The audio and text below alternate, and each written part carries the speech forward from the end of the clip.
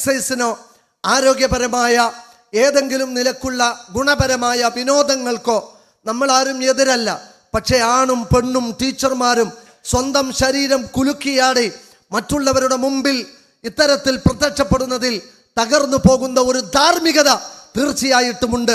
ധാർമ്മികതയ്ക്ക് മാനദണ്ഡങ്ങളില്ലാത്തവർക്ക്, വ്യഭിചാരത്തെ ധാർമ്മികതയായി കാണുന്നവർക്ക്, liberal സെക്സിനെയും free സെക്സിനെയും കോഹാബിറ്റേഷനെയും ഹോമോസെക്സ്വാലിറ്റിയെയും മൃഗരതിയെയും ധാർമ്മികതയായി കാണുന്നവർക്ക് ഇതിലുള്ള ധാർമ്മികതയെ കാണാൻ സാധിക്കുകയില്ല.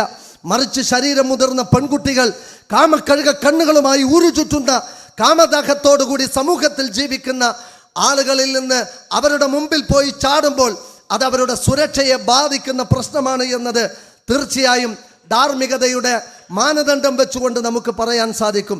ഒരു വീട്ടുകാര് മൈസൂരിലേക്കോ ഊട്ടിയിലേക്കോ യാത്ര പോകുമ്പോൾ അവർ വീടിൻ്റെ വാതിലുകൾ പൂട്ടുന്നത് സമൂഹം മുഴുവൻ കള്ളന്മാരായതുകൊണ്ടല്ല, സമൂഹത്തിൽ കള്ളന്മാരുള്ളത് കൊണ്ടാണ്.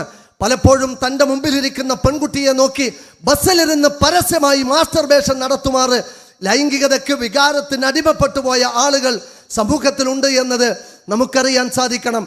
പിഞ്ചുമോൾ ചാന്ദിനി മോളെ ക്രൂരമായി 3 വയസ്സുകാരിയെ ബലാത്സംഗം ചെയ്ത് ആ വേസ്റ്റ് കൂനക്കുള്ളിൽ കുഴിച്ചു മൂടിയ നരാധമന്മാർ നമ്മുടെ നാടുകളിലൂടെ അരങ്ങുവാഴുന്നുണ്ട് എന്ന വസ്തുത നമുക്കറിയാവുന്നതാണ്. സൗമ്യമോൾ സുരക്ഷിതമായി യാത്ര ചെയ്യുന്ന ട്രെയിനിലേക്ക് ചാടിക്കയറി ക്രൂരമായി ബലാത്സംഗം ചെയ്യുന്ന മാനസികാവസ്ഥയുള്ളവർ ഈ സമൂഹത്തിലുണ്ട് എന്ന വസ്തുത നമുക്കറിയാൻ സാധിക്കേണ്ടതുണ്ട്.